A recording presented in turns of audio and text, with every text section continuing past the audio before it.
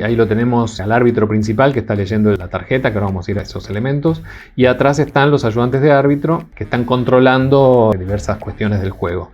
Es muy interesante la figura del árbitro porque primero se lo define como el maestro del juego. Es decir, que tiene que tener un conocimiento acabado acerca del juego, acerca del teatro, acerca de la improvisación, las categorías que se usan. Tiene que ser alguien avesado en el tema, no puede ser cualquier persona. Y por otro lado, la característica que tiene el árbitro es que es un personaje que es real, realista, naturalista podríamos decirle. No es un personaje caricaturizado, ¿sí? Aunque ya vamos a ir a tocar ese tema también más adelante. En muchas puestas se lo hace una caricatura, se lo muestra como un personaje irreal. Desde el espíritu del juego clásico es que el árbitro sea realmente creíble para el público, ¿no? El público tiene que realmente pensar que ese rol está jugado de manera seria, que no está haciendo cualquier cosa. Desde la actuación, quien hace el personaje del árbitro debe generar esa credibilidad y el público tiene que considerarlo como que realmente es así la persona.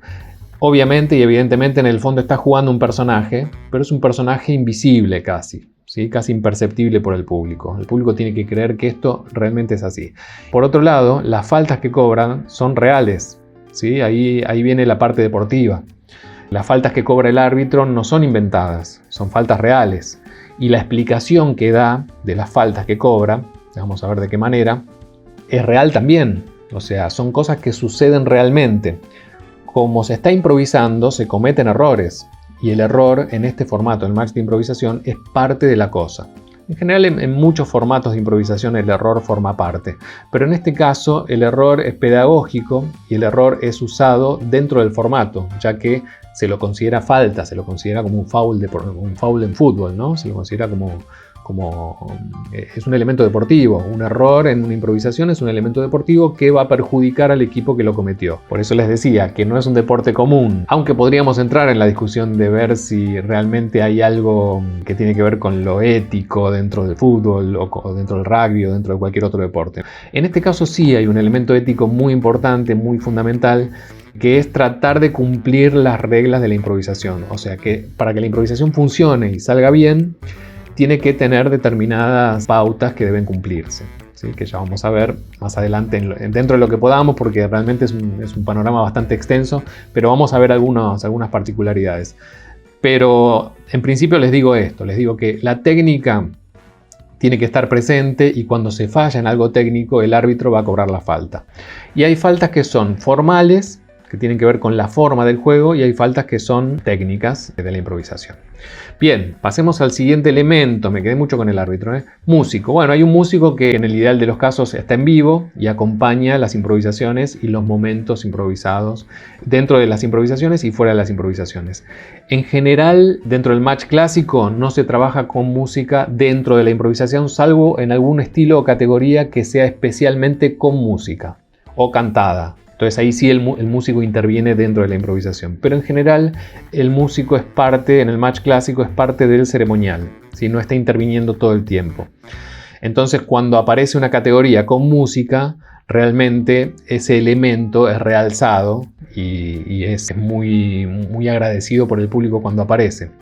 Imagínense que si estuviera todo el tiempo la música de fondo en todas las improvisaciones, realmente perdería un poco el sentido, ¿no? Porque ya prácticamente en un momento no se escucharía porque está todo el tiempo presente. Entonces, si aparece en algunos momentos, esa música se valoriza.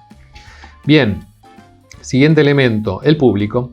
El público, teatro, bueno, los deportes también, pero en este caso del match de improvisación, el público es fundamental porque el público va a elegir al ganador de cada partido. Se realiza una improvisación y luego de o dos improvisaciones, ya vamos a ver las formas de improvisaciones que hay, y luego de la improvisación el público levanta una tarjeta de votación y vota por un equipo o por el otro. La tarjeta tiene de un lado el color de un equipo y del otro lado el color del otro equipo. Entonces ahí vota, se hace un recuento de votos.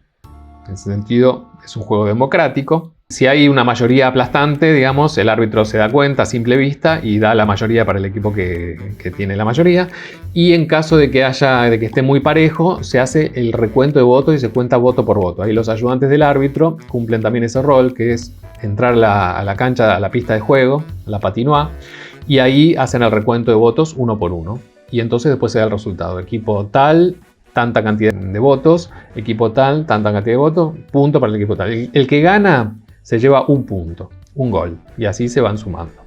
Las faltas juegan también, cada 3 faltas cometidas por un equipo es un punto para el otro equipo, y hay faltas mayores. Bueno, no me voy a meter en el tema de las faltas porque es complejo, largo y no vamos a llegar hoy. Pero sí sepan que cada tres faltas es un punto para el otro equipo y hay faltas que valen 2, que son dobles, faltas mayores. Entonces las faltas mayores están cerca de los 3 puntos, ¿no? Si un equipo comete una falta mayor ya tiene 2 puntos de faltas, y si suma una falta más ya es un punto para el otro equipo.